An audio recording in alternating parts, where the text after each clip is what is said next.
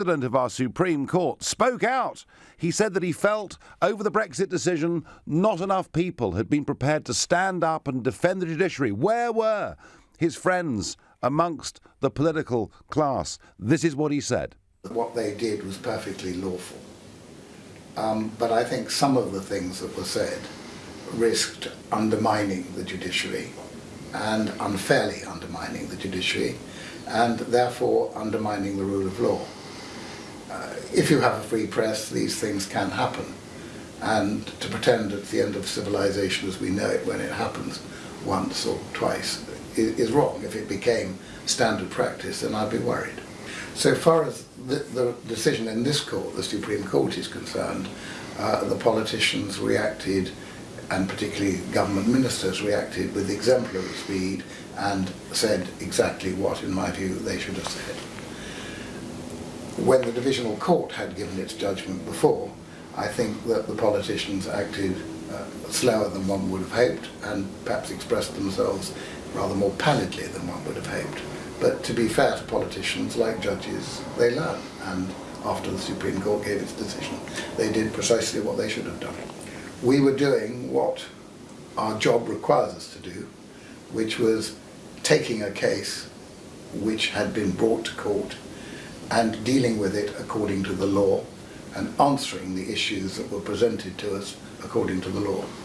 And to say that makes us out of touch, I think misses the whole point of our function, which is to uphold the rule of law. Well, it wasn't so much the Supreme Court, Lord Neuberger, that got criticised. It was the High Court.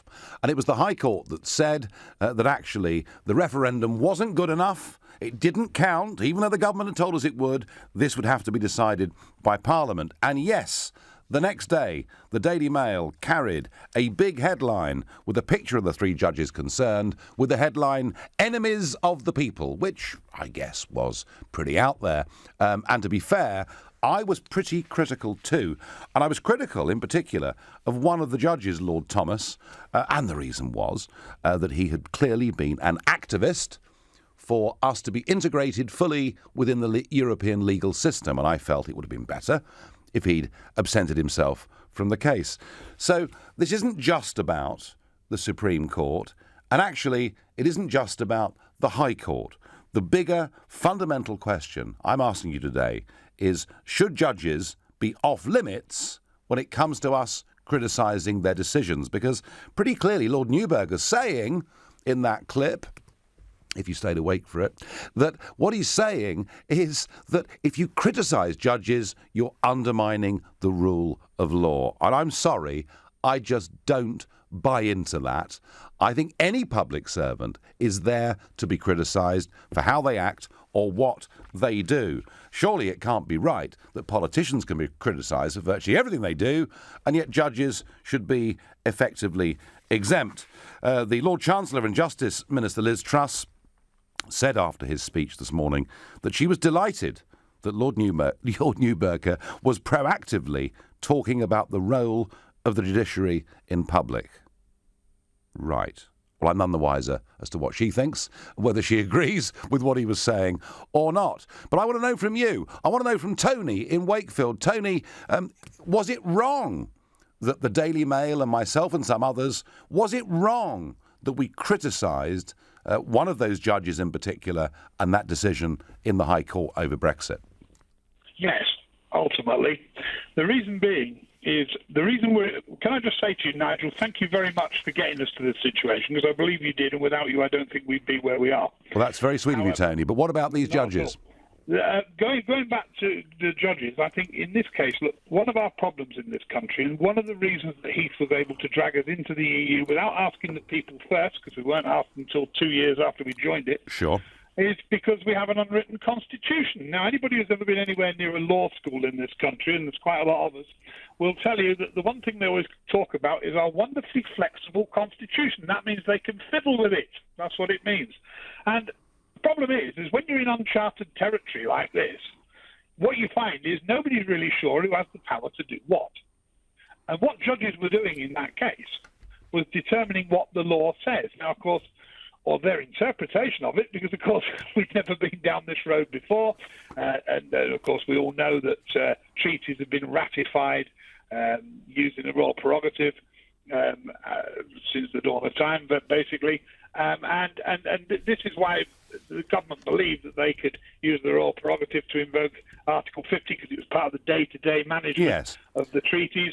And somebody sort of said, well, is that the case? And the judges decided not. I think that the government should have been able to do it, but, you know. Well, Tony, I did too. I mean, on the point of law, because although Parliament approved the government back in 1972 of being able to sign the Treaty of Rome, it was actually put into law using the royal prerogative. But, you know, I'll tell you something, Tony, I have become a convert to the idea of us having a written constitution. Yes, I have. However, even with a written constitution, as in America, it still doesn't leave things completely cut and dried. There are still differences of opinion. Tony, my point, when I was as critical as I was of the High Court, my point was this.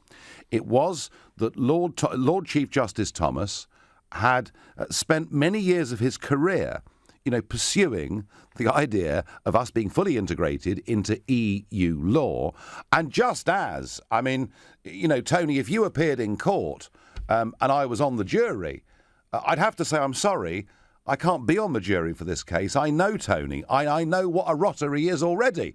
And surely, shouldn't it be the same for judges? Surely if they have an interest or a background that conflicts them over a case, wouldn't it perhaps have been better if he'd resiled himself from making this judgment? The legal principle is nemo judex in sua causa. No man shall sit in judgment in his own cause. Yes. And I think, had he been wise, he would have stood down. Yes. And I think from that point of view, perhaps you were right to criticise. However, what I'm really meaning was the headlines about enemies of the people. Judges are not enemies of the people, although some of them were probably ardent fast remainers. But they're not enemies of the people. They're merely interpreting the law. That's what they're supposed to do. We may not agree all the time in the way they've interpreted the law, okay, but I'm prepared to give them the benefit of the doubt. So, Tony, your point is that actually those attacks were a bit over the top. No, thank you very much indeed for the points you've made. Barry in Harrow, is it right? Should we be able to criticise the judiciary? It's a very dangerous precedent, is my answer to you, Nigel. One of the important aspects of democracy is that the executive, which are the politicians, and the judiciary are separate. Mm-hmm. And the executive should not be allowed to put pressure on the judiciary. Political systems that have that kind of pressure have existed in the past, like Nazi Germany, and they exist in other parts of the world where there's no proper legal system in a country like China. So I think the unaccountable, the third estate, like the Daily Mail, who Stanley Baldwin described as harlots, have to be very careful in stirring up public pressure to attack judges. Judges are interpreting the law. It's up to politicians to change the law if they feel the law is wrong.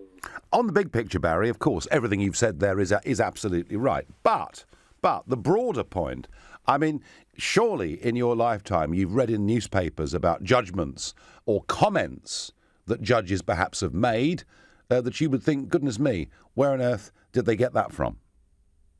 Yes, there have been cases where I think there was a case a few years ago in the criminal court. I think it was a rape case where a judge made a very ridiculous comment about the victim, and quite rightly, I think in those days it was the Lord Chancellor's department, yes, dealt with it. But that's not what this case was about. What the Daily Mail was doing was attacking the judiciary for interpreting this case about the referendum and its impact and who should decide it.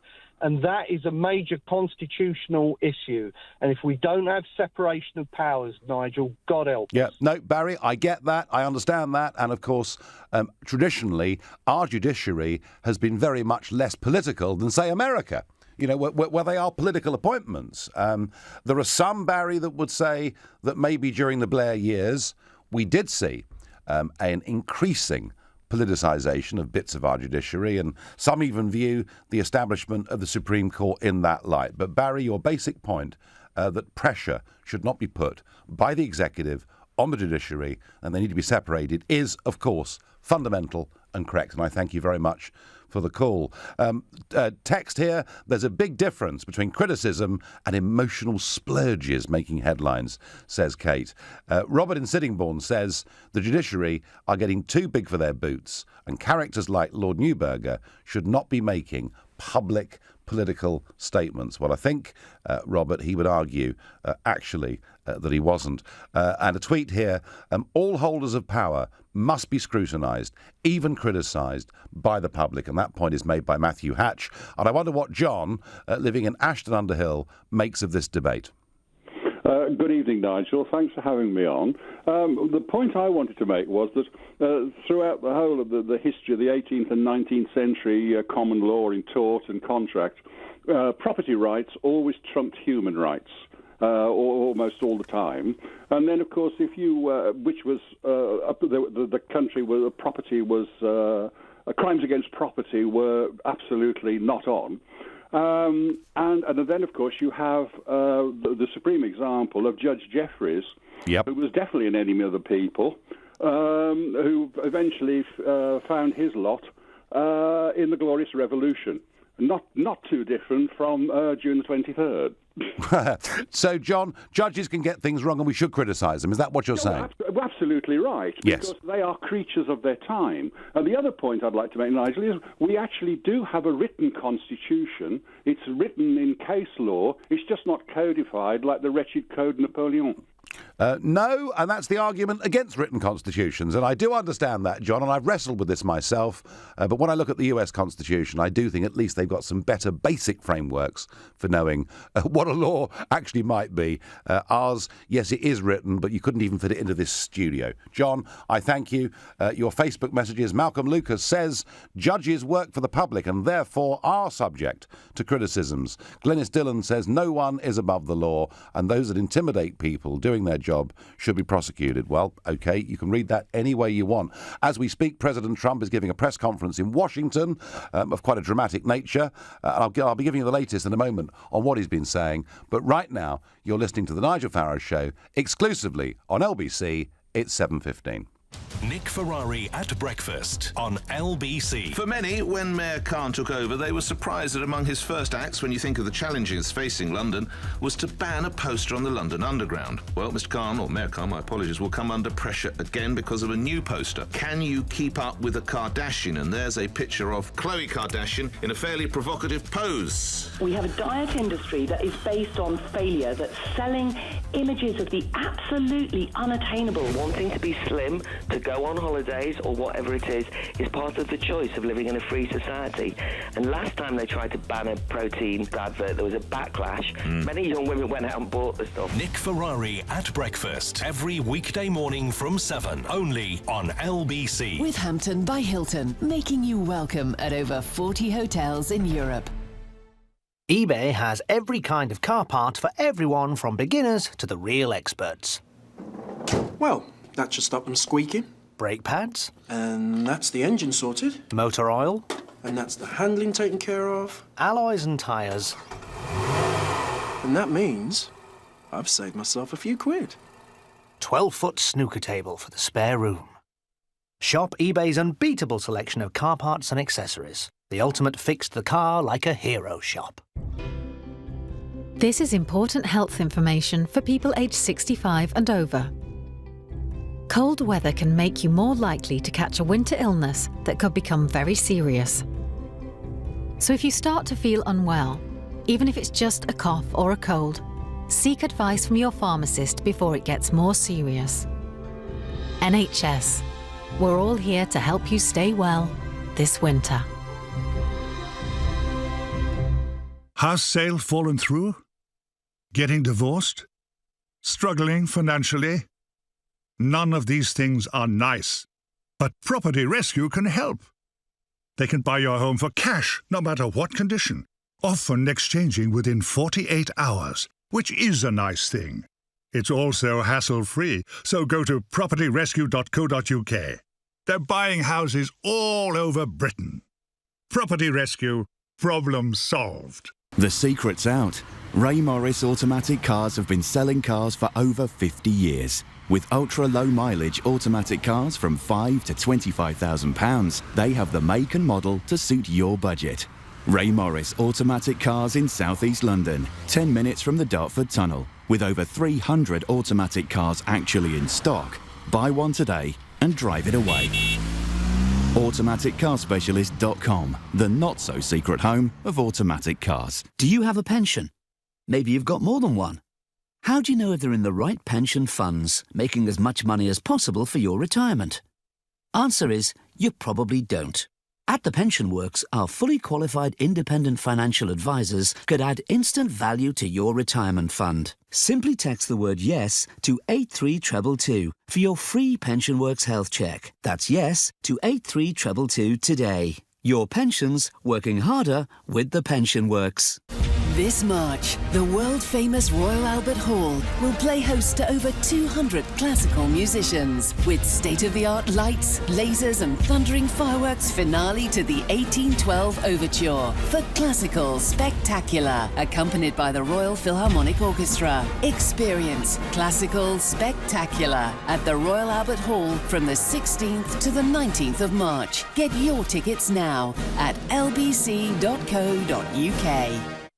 This is LBC, the Nigel Farage Show. Call 0345 6060 973. Text 84850. Tweet at LBC using the hashtag Farage on LBC. Britain's senior judge, Lord Neuberger, has said today that it's unfair, the level of criticism that was thrown at the judiciary in the wake of the High Court ruling on Brexit, saying the decision had to go back to Parliament. And I'm asking, are judges completely above and beyond criticism? And a text here says, pompous judges and lawyers should be prodded occasionally by the press. That's from Richard. They are human beings, subject to human error. So yes, they should be open to evaluation and criticism, says Dave H. As a lawyer myself and a Leave voter, I think we can rely on judges to be legally impartial. Lord Justice Thomas would have been wiser to stand down, but the Daily Mail over-egged the pudding.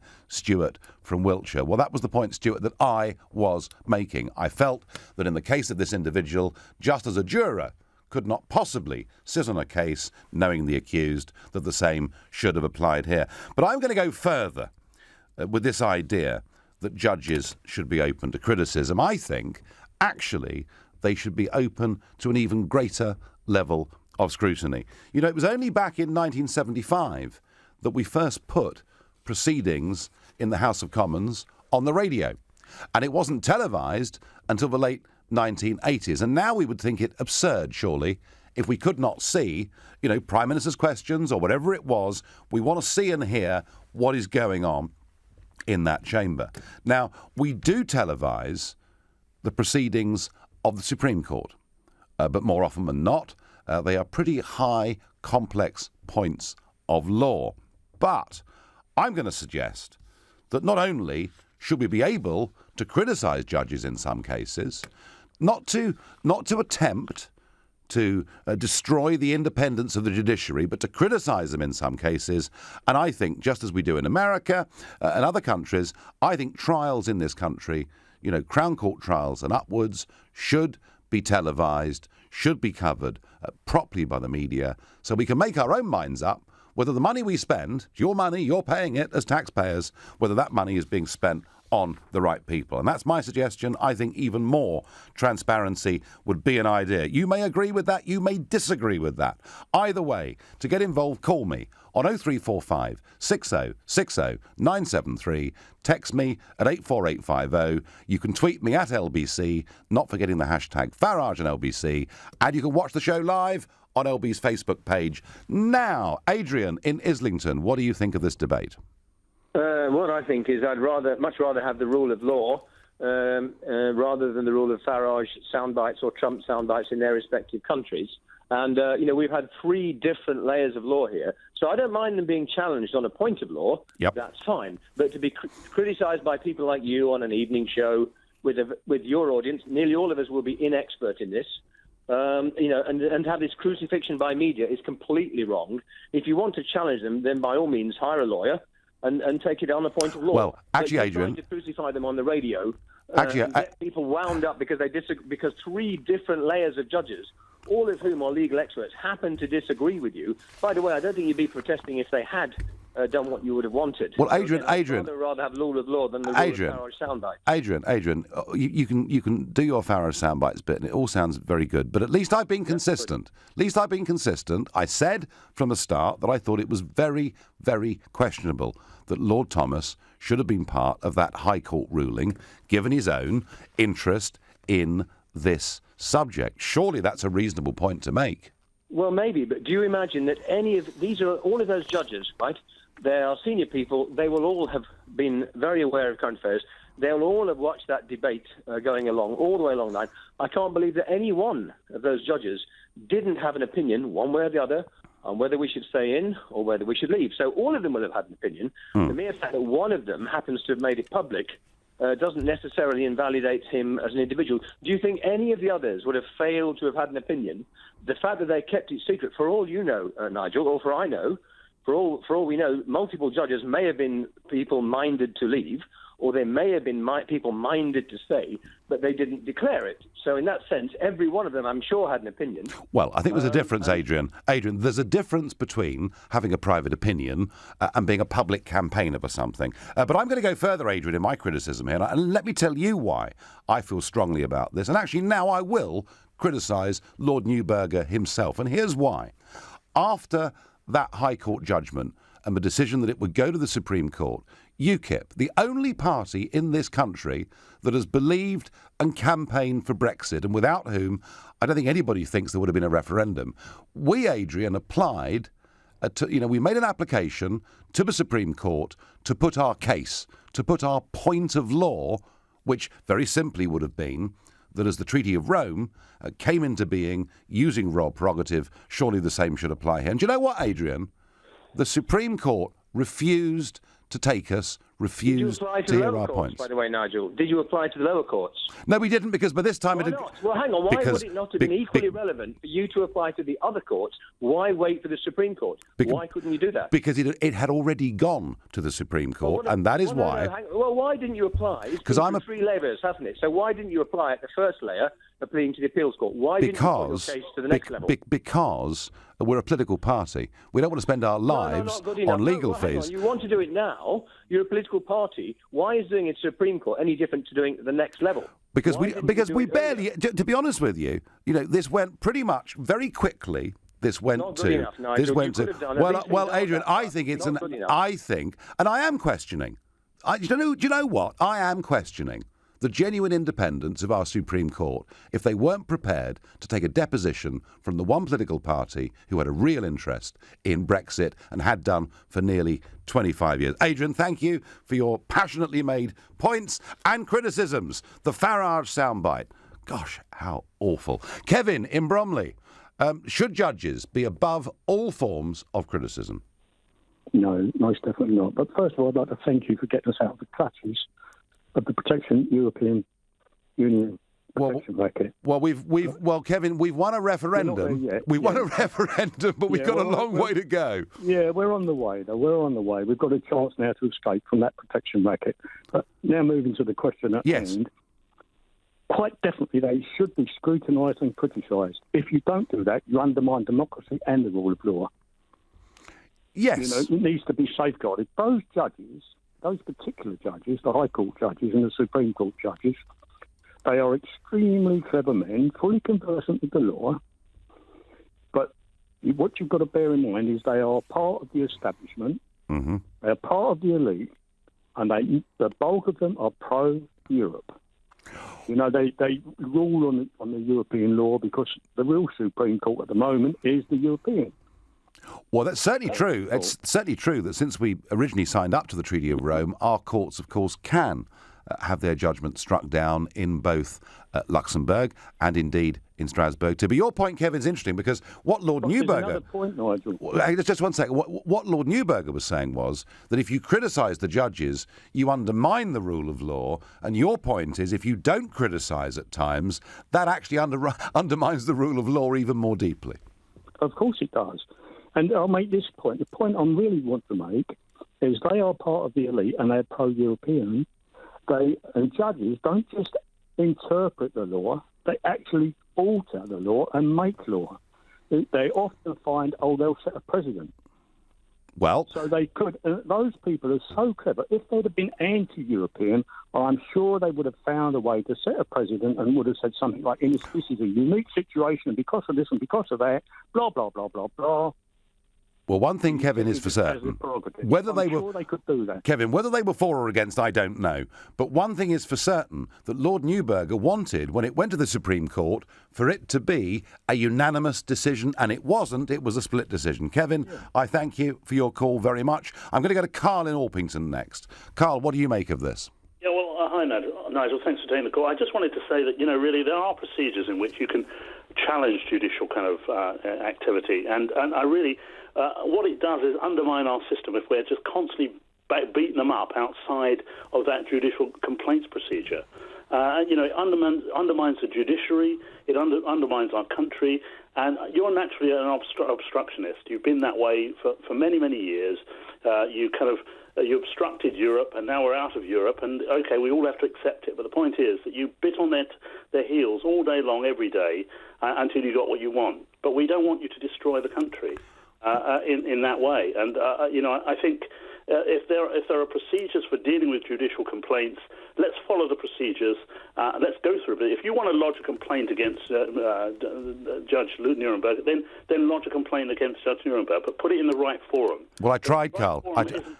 But Carl, I tried. We tried as a party to make a deposition to that Supreme Court hearing, and they wouldn't listen to us. Can you see why we're a little bit upset? Well, then obviously that your complaint wasn't meritorious of consideration, because if it was, then the procedure would latch on, and you would be given the opportunity to put forward your argument. But clearly, your arguments weren't strong enough. In general, Carl, I would agree with your big picture points. I think the reason this High Court judgment got the criticism it did is it was a big shock to us, because we've been told by the government and by everybody that whatever we decided would stand, and we found through that judgment that it didn't. And as I say, when it went to the Supreme Court, it was a split decision. Carl, I thank you for your call. Pauline Clark on Facebook says, no way. They should be criticised when they make mistakes or try to interfere in Brexit.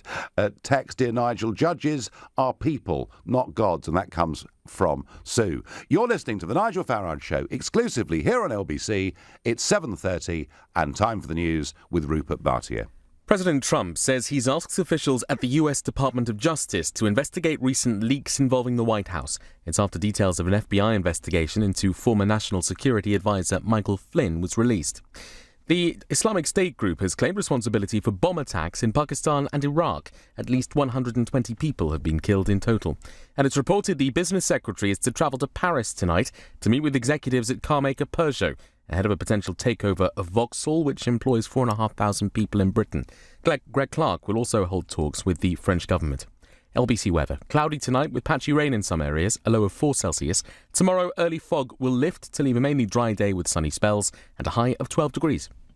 LBC Travel. Good evening, I'm Andy Lake. Well, the M25 is stop-start clockwise for around an hour and a half this evening between junction 24 for Potters Bar and 27 for the M11. That's because of an accident which is still blocking the outside lane. The A5 Edgware Road in Hendon is closed in both directions at Kingsbury Road. That's because of an accident causing delays. The A40 is queuing coming into London this evening between Hillingdon Circus and Hanger Lane, where emergency repairs are partially blocking the road. That's also causing horrible queues on the North Circular around Staples Corner and the Chiswick roundabout. Elsewhere on the North Circular, there are queues southbound between Ilford and the Beckton roundabout, where a lorry's broken down. That's also causing queues on the A13 coming into London from the Goresbrook interchange in Dagenham. In Warwickshire, very long delays on the M40 coming both ways between the A452 in Bishop's Tackbrook and Warmington, all after a collision near the Warwick services earlier, closing lanes on both sides of the carriageway. And in South Yorkshire, the M1 is crawling southbound around Barnsley between junctions 37 and 36 after an accident closed 2 lanes earlier. All lanes are back open now. For more real-time traffic updates, go to lbc.co.uk. This is LBC. At Oak Furnitureland, everyone knows our furniture is 100% real hardwood. And it's also 50% off. But most importantly, it's 100% real hardwood. Yes, but don't forget it's also 50% off. At Oak Furnitureland, quality and price are both important. So make sure you don't miss our February super sale, where everything's 100% real hardwood, with up to 50% off. Our February super sale ends this Sunday. Visit oakfurnitureland.co.uk to find your nearest store. An amazing kitchen, an amazing bathroom, an amazing hallway. At Amazing Tiles, our range of porcelain, ceramic and bespoke tiles can make any home amazing. Right now, buy 5 metres or more of plain tiles and get a third off the retail price. Visit our showroom and warehouse at Park Royal Road, London, or call 0208 83 84 900. Make your home amazing at amazingtiles.com. The family member who was concerned. The neighbour who felt uneasy. The teacher who was worried. The coach who noticed at practice. And you. Child abuse. If you think it, report it. Visit gov.uk/tackle child abuse to find out how. Together, we can tackle child abuse. The sole trader knows busy on a level that most people can't possibly fathom. Grasshopper gets it. Grasshopper knows that you put in the graft and that you worry. You worry about missing the next job because you're so busy working on this one. And that's why the Grasshopper call management system is designed to notify you of a missed call right away, even when your phone signal's gone. Find out more about staying connected to clients at grasshopper.com. Do you have a pension? Maybe you've got more than one. How do you know if they're in the right pension funds, making as much money as possible for your retirement? Answer is, you probably don't. At The Pension Works, our fully qualified independent financial advisors could add instant value to your retirement fund. Simply text the word YES to 83222 for your free Pension Works health check. That's YES to 83222 today. Your pensions working harder with The Pension Works. The Nigel Farage Show on LBC. Call 0345 6060 973. Well, Lord Neuberger, our senior judge in the country, thinks it's wrong and unfair that he's been criticised and politicians didn't defend him. But before we get back to that, President Trump has just finished a press conference in Washington where he launched an extensive attack on the US media, saying the level of dishonesty is out of control. Trump also attacked the media for what he calls fake news and criticised the amount of government information being leaked. Let's listen to him. I called Mexico. It was a very, very confidential, classified call, but I called Mexico. All of a sudden, it's out for the world to see. It's supposed to be secret. Same thing with Australia. All of a sudden, people are finding out exactly what took place. Well, in politics, things do leak, and he intends to deal with it. And I have to tell you, if I was working inside the White House and I'd leaked, I would not want the Donald finding out. And interestingly, this comes on a day when there's some fresh opinion polling out in America. And would you believe it, today's poll shows 55% of likely American voters now support what the president is doing. His support in the country is going up very rapidly. And those comments about the media that he keeps on making, very interesting. The same poll asked people, was the media in America biased against Trump or was it in his favour? And 48% of voters said the media are biased against Trump, with only 12% thinking the media favoured Trump in any way. Something really fascinating is going on out there. And I think much of the liberal media establishment are just losing the trust of the public in much the same way our established political class have lost trust. But there's one other thing that Trump said in this press conference that I really think is worth thinking about. To drain the swamp of corruption in Washington, D.C., I've started by imposing a 5-year lobbying ban on White House officials and a lifetime ban on lobbying for a foreign government. He said he'd drain the swamp, and he's just made an incredible start. Can you imagine a British government saying that anybody that had worked in Downing Street could not work for a foreign government or a lobbying company? Goodness me, very often, before they got to the end of Downing Street, they've signed a contract with somebody else to be in lobbying. And you can love Donald, you can hate Donald, but I tell you what, he's doing what he said he'd do. And on Monday, I'll be broadcasting from Michigan, one of the great swing states, where I'm going to be going there and talking to voters who traditionally actually had been Democrat, but decided they'd vote for this man on this agenda. Love him or hate him, he's doing what he said he'd do. Now, back to the question at hand. Are judges so important, so fundamental, that we shouldn't even be allowed to criticise them? David in Ealing, what do you make of that proposition? Hello there, hi. Hi. Basically, I think you have to appreciate that criticism is completely different from intimidation, Nigel. Yes. And intimidation includes the idea that you are threatening the person that you're addressing. And I certainly haven't seen any sign of that in the news bulletins that you're discussing. So, I believe that the day that we abandon the ability for people to criticise the judiciary will be a very, very, very sad day for British democracy. So you think Lord Neuberger basically has got this wrong today? Absolutely wrong. Absolutely. Yeah. Well, David, very short call, but you couldn't be clearer, and thank you. Tweet here, Crown Court trials and above in this country should be televised. Well, that was the point I was making just about 20 minutes ago. I think they should. Text, the massive establishment backlash against Brexit shows the people require protection from them in the form of a written constitution. Judges are the establishment, Steve. Well, right or wrong, Steve, on that point, I guess they are the establishment, but I have to say that I am a convert now to the idea of us having a written constitution. It'd be much harder for Parliament to give away our sovereignty ever again if we enshrined it in some way. And your Facebook messages coming through. Keir Goldsmith says, not if they do something wrong, but all they did was to make sure the process of exiting the EU was being carried out correctly and according to the law. Just because the majority voted to leave doesn't mean you abandon the process. Keir, I get your point, but my point is we were upset because we were told that whatever we decided would stand. Ben Tucker says, Big Brother courts, is that what you want? Vote to decide. Is Nigel guilty or not? £1 a phone call. Well, I can tell you that the New Musical Express, the NME, have today appointed me Villain of the Year, and I've beaten Donald Trump. I'm NME's Villain of the Year, and when this show is over, I'm going to go out and celebrate on the back of that. Caroline Laws on Facebook says, anyone can be criticised, but to put judges on the front page saying enemies of the state was just plain ridiculous. There seems to be, Caroline, a fair bit of agreement through all means, phone calls, your texts and tweets and Facebook messages.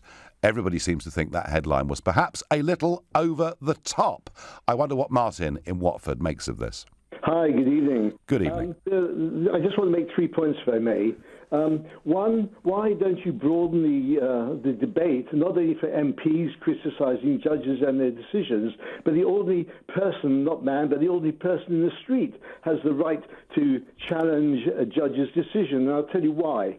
There have been so many decisions that have been made by judges which are crass stupid, and they've been challenged, and where they've given paltry sentences, that judge has been reprimanded and had to renew his judgment, and in fact became a proper sentence. So therefore, people have the right to Quite right. judges. Judges, you see, are not God. They put themselves up to be, but they are ordinary folks trying to interpret the law. Therefore, because they do that, they can be wrong. And because they can be wrong, everyone has the right to challenge a judge. That's my first point.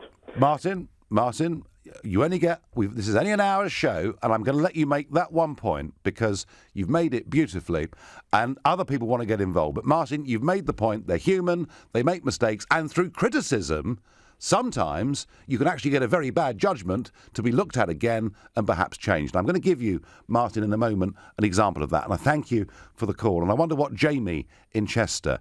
Jamie, you're a barrister, I understand.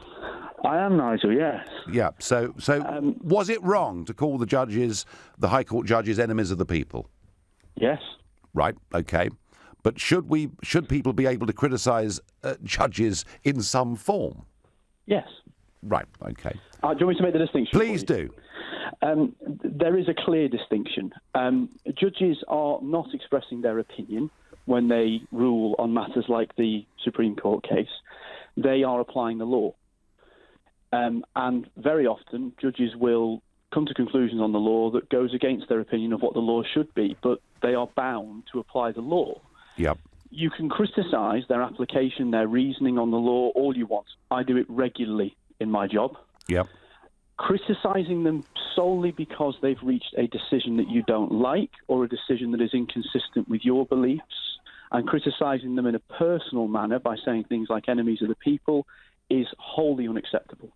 It's unacceptable for media outlets to do that, and my understanding of the way that you put across your disagreement with the decision is that that was also put across in a way that's unacceptable. Now, I say that with the caveat that I read in various news outlets your reaction to the High Court ruling. Yes. And I didn't see any criticism from you on the basis of the reasoning of the decision, just the decision itself. So correct me if I'm wrong. No, you didn't appear to criticise them on that basis. No, my primary point, Jamie, was about Lord Thomas. That was my primary point. My secondary point, which you could argue round the houses, was that we'd use royal prerogative to get into the Treaty of Rome. Why couldn't we use it to get out? But my primary point was that I didn't really think one of those judges should have been part of that decision.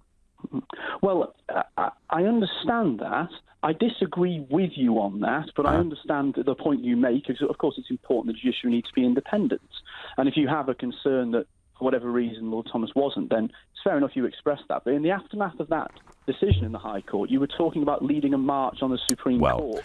Well, this got wildly exaggerated and was a point put out by an over-enthusiastic press officer, which I slapped down immediately. There were protests outside the Supreme Court. Both sides were there protesting, but I chose, Jamie, to take no part in that. Okay, well, it was reported in the media. I know. If that's wrong, then it's wrong. Yeah. Either way. We could almost call it fake news. Jamie, thank you. You made your points beautifully. Jeff Ringham says on Facebook, yes, we should have the right to challenge judges. At the end of the day, they judge the law according to their own subjective opinion. Considering these judges are old people, many of whom are locked into old ways of thinking, this is because they don't live in the real world. I remember my 10-year-old once saying, Dad, it's not fair. I'm getting marked down at school. I said, do you realise my teachers are so old, some of them are even 50? Well, here's 52-year-old Nigel Farage saying you're listening to his show exclusively here on LBC, and it's 7:45.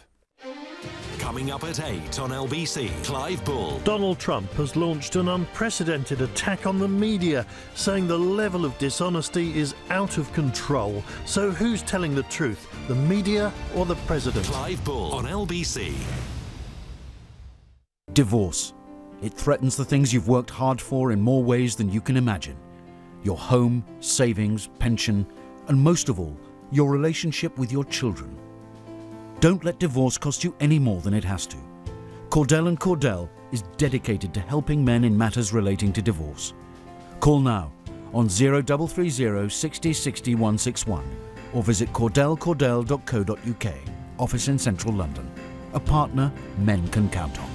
When a stroke strikes, the damage spreads like a fire in the brain. When you spot any single one of the signs, think and act fast.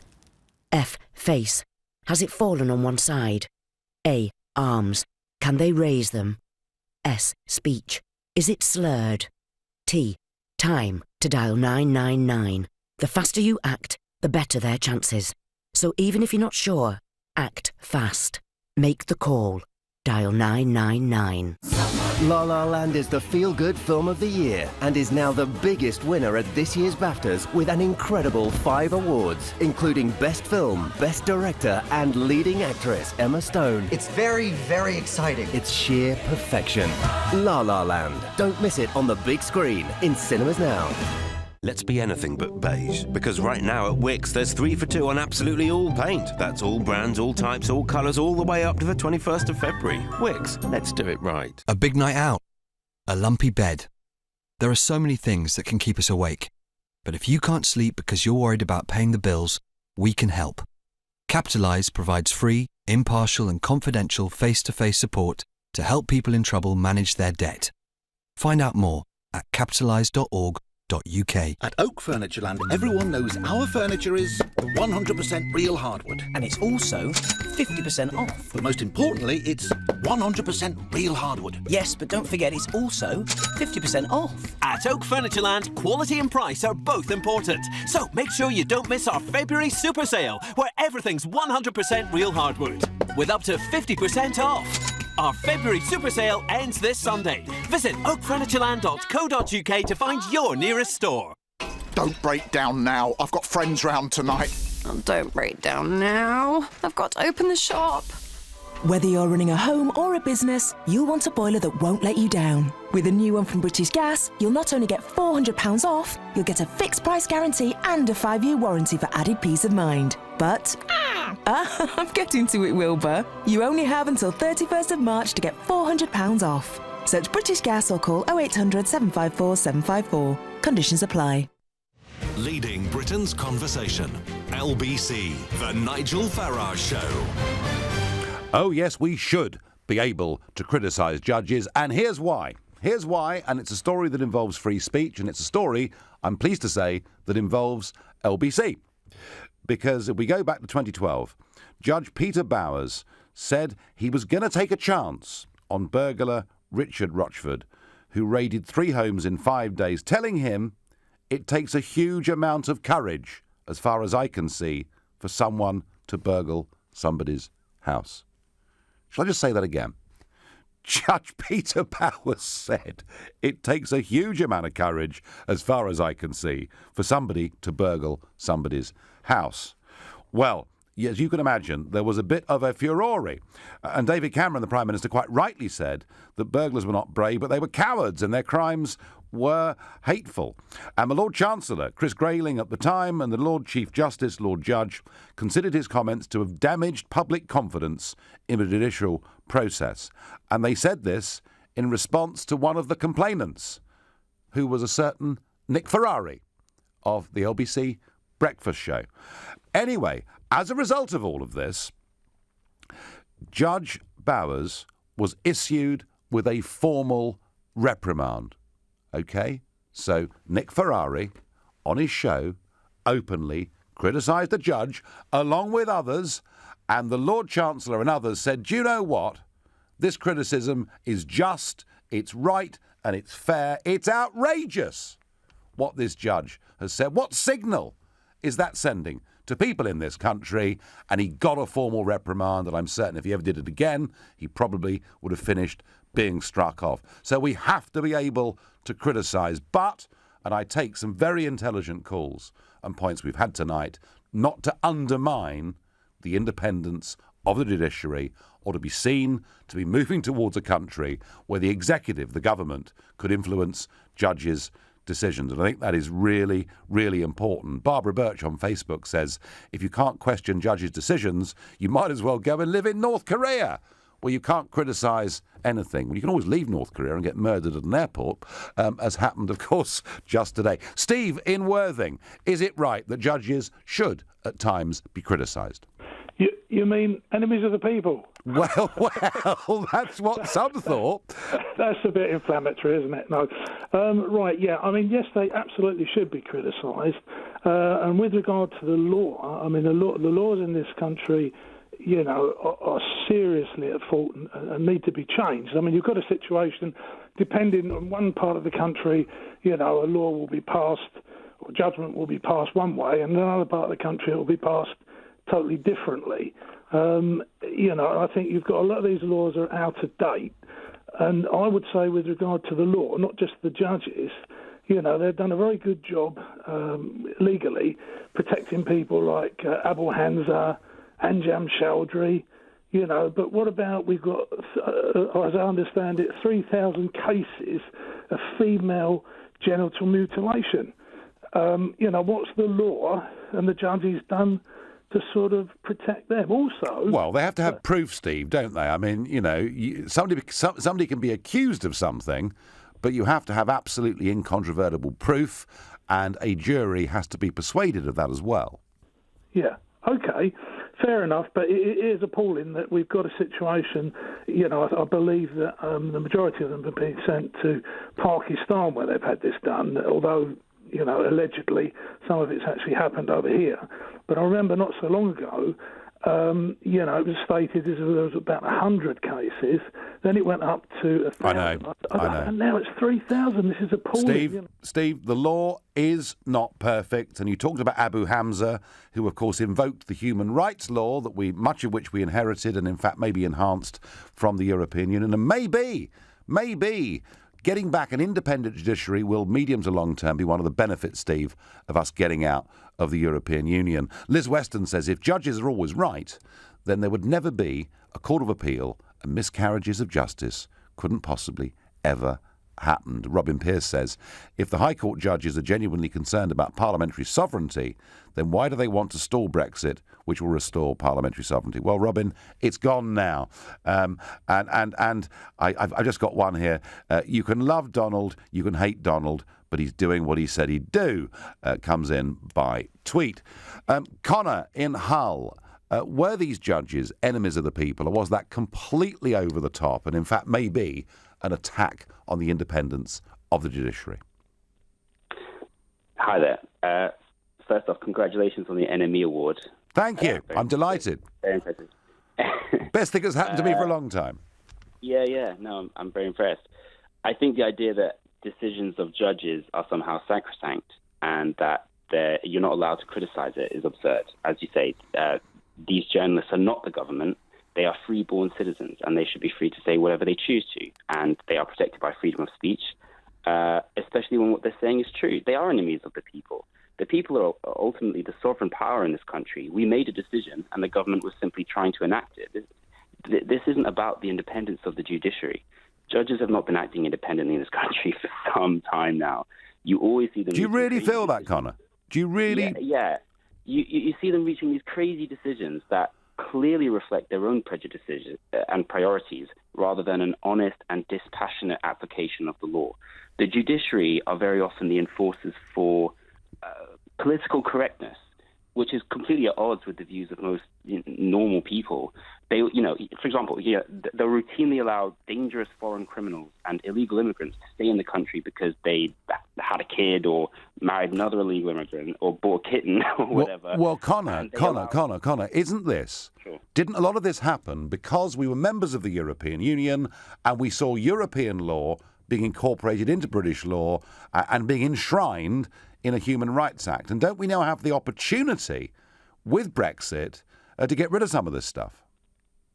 I would agree with you there, but I think it's part of a wider... the spread of political correctness has gone into all of the institutions. It's not just the judiciary. Right. Connor, I'm losing you, but I get your point. The world's become too politically correct, including our judiciary. That's what Connor from Hull says. What does Nikki from Mill Hill have to say on this? Hi, Nigel. Hello. I don't think... I think the judges need to have accountability, which they don't have. They may have independence, but there isn't genuine external accountability, which is what's needed, because they're not above criticism and they mark their own homework in the way in which their processes are configured. So when your previous callers suggested that, you should go through the procedure, well, they're going to say that because they know that that's where that's leading to. They divide the fact that the kind of decision that the logic that the judge uses versus his own personal prejudices. Yeah. But often those two are interlinked. And it is fair to say, Nikki, that the law is complicated and there is perhaps, in many cases, more than one reasonable interpretation, isn't it? Exactly. So if it's not black and white, what has to be done, it's the interpretation. Yes. Most of it is interpretation. Yeah. Well, Nikki, I'm not pretending they've got an easy job at all. They certainly haven't. But I do think if they really get it wrong, we should be able to criticise them. Nikki, thank you. And my last caller this evening is Jay from Tottenham. Jay, should we be able to criticise judges? Oh, of course we should. And as a member of the public, it's obscene to suggest otherwise, frankly. But In the judge's defence, I should say, as someone who's a Master of Law student, Yep. When it comes to any kind of judicial proceeding, judges have essentially 4 methods in which they're allowed to interpret laws. So this is a very quick legal lecture for your audience. But the first method is what's referred to as the literal interpretation, where you read the law almost like a contract, if you like. So you read the law exactly as it's said. So it's the kind of... I'm going to have to hurry you, Jay. I'm going to have to hurry you. You've got 25 seconds to make your point. Okay, well, I'll be quick then. The second one is what's called the mischief rule, where the judges take a subjective interpretation of the law to see what kind of mischief it was meant to undermine. And then there's the fourth one, which is known as parliamentary interpretation, which is where you look to what Parliament wanted to undermine by introducing the statute and then making your decision on that basis. Given the complexity of this, Jay, would it be simpler for us to have a written constitution? Would that make things a bit clearer? Oh, absolutely. Yeah, without any question at all. Terrific. Jay, I'm going to have to let you go. You were the last caller this evening. I thank you. Great phone calls, lots of text, tweets and Facebook messages. And my final thought is simply this. Yes, the independence of our judiciary is crucial. It's sacrosanct. But if a judge clearly has an interest in a case, he or she should not be sitting in judgment. That was why I criticised what came out of the High Court originally on the Brexit ruling. But we must be able to criticise judges as Nick Ferrari did, and the man got reprimanded. And let's televise our courts and make it all more accountable. You've been listening to the Nigel Farage Show here on LBC. I'm back on Monday at 7 o'clock live from Michigan. Coming up at 10, it's Ian Collins. But up next, it's Clive Bull. Thank you, Nigel. And coming up, Donald Trump has launched an unprecedented attack on the media, saying the level of dishonesty is out of control. So I'm asking, who's telling the truth, the media or the president? Also to come, the Southern Rail dispute.